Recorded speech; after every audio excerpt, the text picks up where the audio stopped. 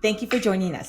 This is Health Your Own Way podcast, and I am your host, Mo Atkins. Welcome to another episode. Today, we're going to be talking about loneliness in relationships and how to feel seen and heard. I really want to have this conversation because, at one point I felt that way. I know a lot of people do feel that way. They don't think they should feel that way based on the fact that they're in a relationship. And you think once you're in a relationship, you should never be lonely.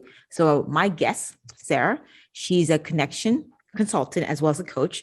And she's going to give us some ideas of how to be heard or seen. So thank you for being part of this platform and having this conversation. Anything you want to add before we move forward, Sarah? Yeah, so I'm Sarah Langner. You can find me on Facebook with my name or through Hey Lemonade on pretty much any platform, including my website. Like you said, Mo, I'm a connection coach and consultant, and I love talking to people, but I didn't always feel that way because I have autism.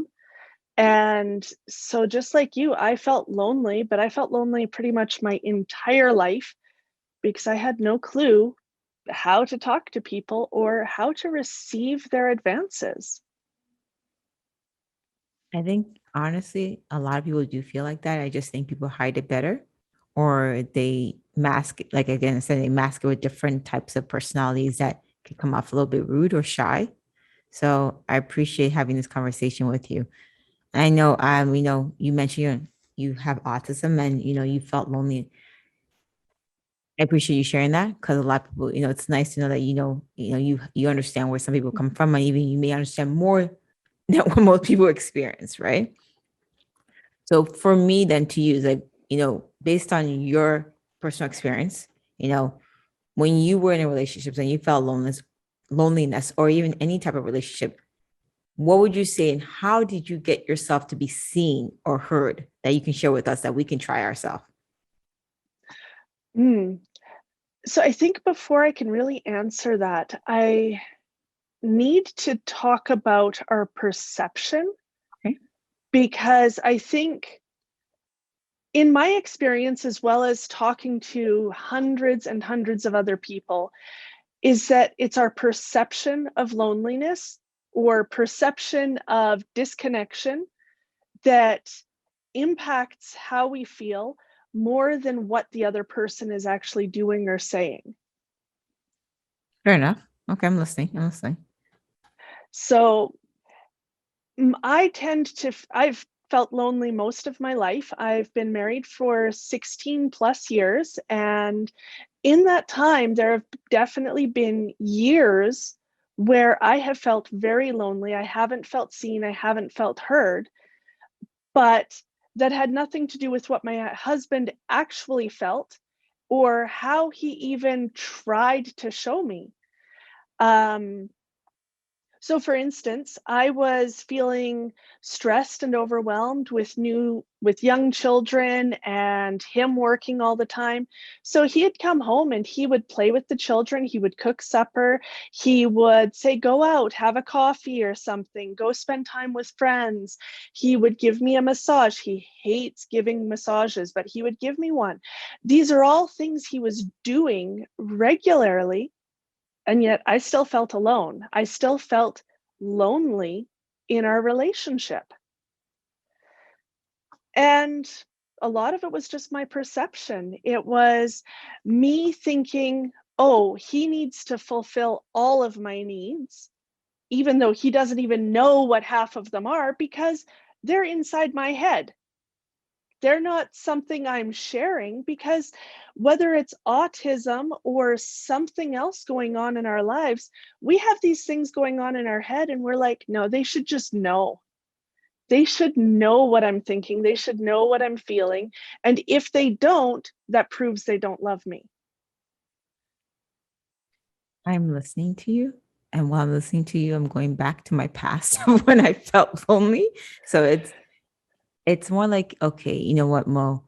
Were you really lonely? Or as you said, your perception of what you felt like. And I liked when you said, the fact that they should know how I feel or what I want. But if you're not expressing what you specifically want or having that conversation with that person, then their perception, I guess their choice of word would be yes. is that they think everything's okay and they're supporting you the best of their ability, but they don't realize that you might be wanting more than what they're offering or wanting something totally different. Is that fair? Yeah, that's exactly it. I think that this also goes back to when the couple first meets. Okay. When a couple first meets, they get into flow together, like the flow state, and they are literally reading each other's minds. I mean, my husband and I, things were amazing in all ways when we first met. Those first 2 years were just amazing. But then, you have stress of not having work, stress of, in my case, I had complications during pregnancy. We lost our first baby, and then I was on bed rest with the second. I had hyperemesis gravidarium, or however you say it. I was miserable, but I was also the primary breadwinner. So I was off work. He was a student. We were broke. All of these stresses meant we were no longer in flow together. I And understand because all of there's that, external. Yeah. yeah, exactly. And then we go in, we're new parents, and I've got all of these things in my head. I worked NICU, so I mean, baby stuff, I was solid. I was a registered nurse. I knew what I was doing. My husband, he's a mathematical, analytical type. Babies, I mean, they're cute, they're cuddly. He loved them to pieces. He was an amazing daddy. But, he didn't really understand the things I knew. And so we're suddenly on totally different wavelengths. And this is the way most relationships kind of derail, whether it's parenting or moving or some other life transition. You fall out of flow and you don't understand the other person anymore. They don't feel seen, they don't feel heard. And we've each got our own perception of and our own expectations of what love should look like, of what caring should look like. And we really wish it was the way it was when we first fell in love. I'm going to be honest with you. So when I first thought of this topic, my perception, my expectation was more related to the fact that, maybe the significant other wasn't paying attention to you really, wasn't really trying to think of how to be there for you. But when it comes down to it, as you said, and it allowed me to review my mindset was that, again, someone's perception, that other person may be thinking they're doing what they normally done before. Nothing's changed, but something's changed from your side and you haven't really reflected that to them. And there's a disconnect because, you're no longer in sync.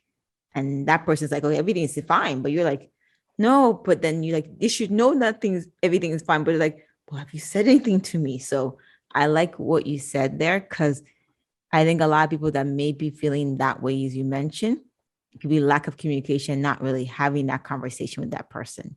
That's how I understood. Yeah, that's totally exactly what I'm saying. Okay. And I mean, I can really speak on this because I've experienced it myself where I was totally disconnected, but blaming my husband. How dare you? Why don't you? And all of these demands and accusations. And so I spent 10 years as a parenting mentor, attachment parenting mentor. I worked with hundreds of women during that time. And I heard the same thing over and over and over again. With attachment parenting, the big thing that comes up is women, especially, are like, this is how you've got to do it. And husbands are like, I'm home for an hour a day. I just want to have fun. Why can't I just have fun?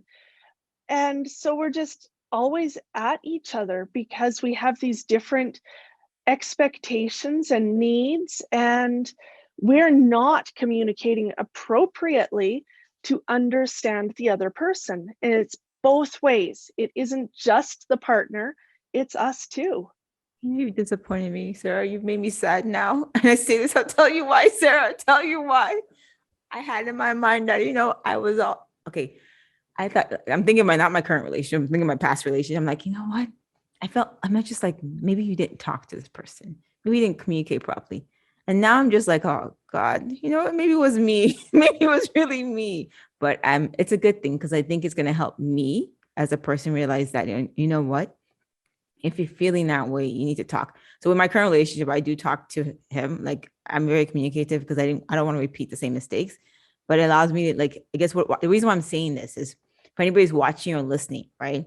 If you had one part in your past that you felt felt the way we're talking, like what me and Sarah are saying, and you're just saying because the person wasn't there for me, this and this, you gotta look at yourself now and say, okay, you know what? How did you contribute to the situation? Did the person really know how you felt, right? Did you really sit down and express your true emotions so that they can understand? If they couldn't meet that needs, then it's time to leave. But if you never really had that conversation, right, to be in line, then is it really that person's fault that you feel lonely, or is it that your perception that you felt lonely and you should have done something about it to change it? I'm sad And because I'm talking to myself at the same time, Sarah. oh, Mo, that's just human nature. That it Oh, God. where you fall, every single person I have ever talked to has found themselves in that place. Mhm. I'm And saddened. I'm really saddened because I was holding onto that rope like it wasn't me. I was holding. Now I'm just like, okay, you know what? It was you. Just deal with it now and learn from it. Sorry, Sarah. Go ahead, please. I oh, apologize. but that's exactly the point I'm making. You can't look at your past and say, I'm a bad person because of these things. It doesn't help you now. Oh, fair enough. Whatever happened in the past, like exactly what you said, you can learn from it. You can say, okay, in what way was I contributing to this? In what way is my perception of this inaccurate or wrong? And how can I use that knowledge now to improve everything in my relationship now? I agree with you. And I think a lot of, even men or women are watching, like it's more the fact that are you willing to come out of that victim mode or come out of the fact that someone did something to you and take, okay, what did I do to help? Just certain situations, there's always certain situations that, maybe the person was abusive or stuff like that, or they were basically verbal, like that's a different story. I think it's more the Yep. fact that, if you felt that way or you currently do, right? Let's say if you currently do, and what Sarah is saying is, what is your perception? Have you like how to feel seen and heard? So if you're not really talking to somebody, are you being heard? And if you're not really talking to somebody, then you're not being seen because you're not in the face talking to them. Is that fair to say? Oh, exactly. And I think a really important point is how we try to talk. A lot of times we're coming from a place of hurt. And so we're coming in, we're baiting the other person. We want to trick them into proving our Perception. pre-existing Yeah, I know. beliefs. Like we want our narrative. That's it. Like, Yes. yes, I see. I hear what you're saying. And so we bait them a little bit and we set the situation up so that we can continue to be mad and continue to prove the other person is at fault. But most of the time, that's coming from a place of wanting to protect ourselves, but putting barriers up that prevent true connection. I agree with you because it's the fact that you're not willing to accept that your narrative is wrong and you may have to, feel that not disappointment, but feel that, okay, what my thought process is wrong. And maybe some of it's me that I have to work on. And once you feel like sometimes you feel good to be a victim, like, oh, it's that person. It's always that person. I'm right. I'm right. But in reality, it's you, baby. It's really you. It's you. Okay, And go ahead. that realization hurts so Yo, much Sarah, I'm hurting right when it now. hits. Sarah, I'm hurting right now. This is what I tell you. I'm hurting right now. But go ahead, Sarah. I am, but I'm healing as we talk, Sarah. Go ahead. I'm healing. So yeah, what the way to open up is know what you really want. Not know what you want the other person to do or say, but what outcome do you want? Okay. So, do you want to fix your relationship? Do you want to heal? Do you want to strengthen it? Or, I like that. or do you want to break up? Which goal do you really want? I like that. Because usually when I talk to my boyfriend, I'm like, okay, well, do you want to be in a relationship or do you want to be single? So if you don't want to be single, you're gonna have to work. And I'm just like, okay. So usually I always ask, what can I do?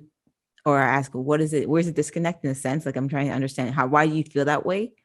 I've like in any person, like I think it's not even a relationship as a person, not insignificant, but even like your sisters, your brother, if you have any, or even your friends, it's the same type of relationship, like to a certain extent, unless you know where I'm Yep, going with this. And I think any form of communication, you're gonna have to come at it that it's not, you don't have to come at the person, but more come together to come out to a solution or understanding that you both get that you can move forward and find a way to no, find a way to work along. Okay, you know where I'm going with this, okay? Move forward, okay? Just move forward. And if you can't, then you know that's not your relationship. And there's toxic relationships out there that, at that point, that person's not willing to even have a communication or conversation with you, then those are signs that you need to leave. Is that fair to say? that is fair to say. I mean, it is possible. Mhm. It is possible that no matter what is going on inside somebody else's brain, whether they are have autism, whether they are narcissistic, I was whether going to they say are that. Yes, I was going to say any that. other thing, it is possible that they will read, hear something that flips that switch and they can improve. It's possible. It happened to me. It is possible. But you don't have to put yourself through that. It isn't your responsibility to help somebody else figure life out. There are professionals who focus on that area, and you don't have to stay in a relationship where the other person refuses to accept their own responsibilities. I guess like I appreciate you saying that because a lot of people don't get that. A lot of people stay in toxic relationships. I know a few people that do that right now. And I'm just like, at some point, it's a life lesson. And unfortunately, I Mhm, hope it's not a life lesson that causes your life, or cause exactly. some damage that it's really hard to heal from. But I know that, we initially mentioned that you're a connection consultant and you're a coach, and you mentioned your website. And I think, doing some research on you, you have a community that offers this kind of support. Once again, I'm sorry, what was the website so we can make sure that it's in the video and as well as our no, show notes. Yes, that's what I'm saying. So what was it again, please? Okay, heylemonade.co. perfect. And I think, this has been interesting and disappointing in a way. I'm sorry, I'm going to say that, Sarah, because you've changed my life because I was holding on to that victimness. I was holding on to it. But all joking aside, this has actually really helped me a lot. And I hope it's helped other people because I say this is when when I asked you the first question, you said really you have to talk about perception. It never hit me that could be really the situation, you know, and I want to say thank you for that. I feel a lot better. It's been a long, but I feel a lot better. I hope other people feel a lot better. And yeah, I'm sorry. Is there anything else you want to say? Because I'm still taking in what you said, Sarah. Okay. I'm healing and taking in what you said. Go ahead, Sarah. Sorry. Yeah, so I think just combining what you've said and what I said a moment before is it is never one person's fault. It does not matter how good or bad any relationship is, there are two people there. Sometimes it's your perception, sometimes it's your actions, sometimes it's your words, sometimes it's staying when you shouldn't stay, and sometimes it's Yes. being ready to run when it's not worth running away from. Like We that. get ready to run when we're hurt. We get ready to run when we are putting those barriers up instead of being willing to be vulnerable It's and hard for saying, some you know what? people. Oh yeah, I think it's hard for everybody because as I mean, I'm going to go there. Social media is toxic in I was so gonna say it many sucks. ways. No, Sarah, it sucks sometimes. There's some really miserable people online. I'm sorry, you guys. There's some really, but go ahead, Sarah. And it is, there are some miserable people online. We've got these people who are saying, if you don't agree with this, you are a bad person. If you have ever done this, you are a bad person. If your partner doesn't know your love language and speak it, they're a bad person. And we have all of these messages coming towards us that are saying you are either good or bad, and there's no gray area in between. Hmm.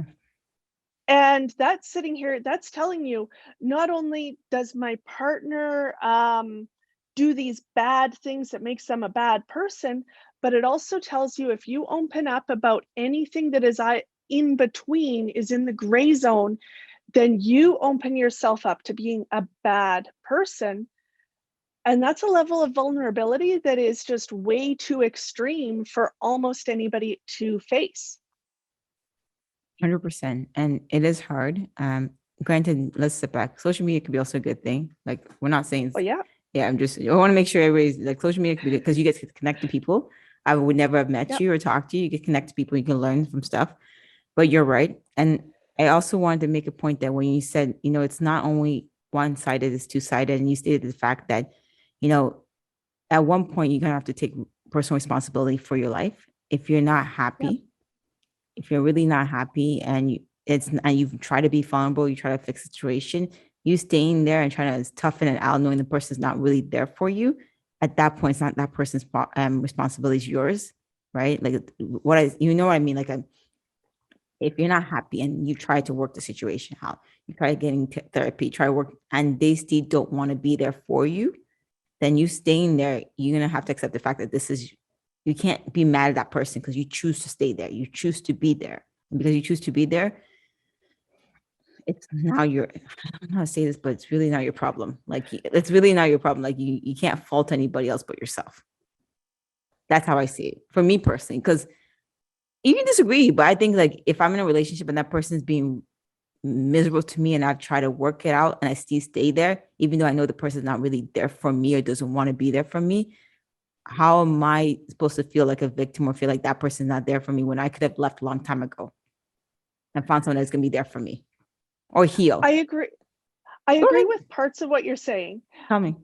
but where you're saying if you've put the work in and you've tried to fix things and it didn't work, I think it's important to understand the difference between putting effort in and actually putting in the work that's going to create change, Okay. create the possibility of change.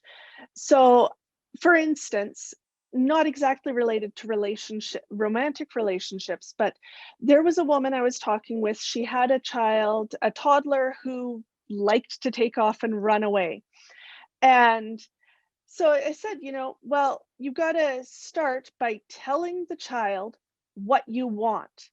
Okay. I need you to stay in this parameter and communicate to them what happens if they don't. Okay. Okay, so if you don't do this, I'm buckling you into the stroller and then you don't get to play anymore. Okay. So this is a toddler. Instead, what the mom does is doesn't tell the toddler what the parameters are and Okay. doesn't tell the toddler what the consequences are, just takes the toddler out of the stroller. Toddler takes off. They put the toddler in the stroller. Toddler freaks out. Okay.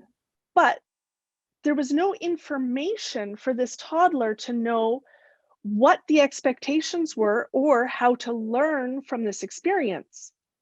So the Okay. next time the toddler is out of the stroller, of course, they still take off, but they go in a different direction Okay.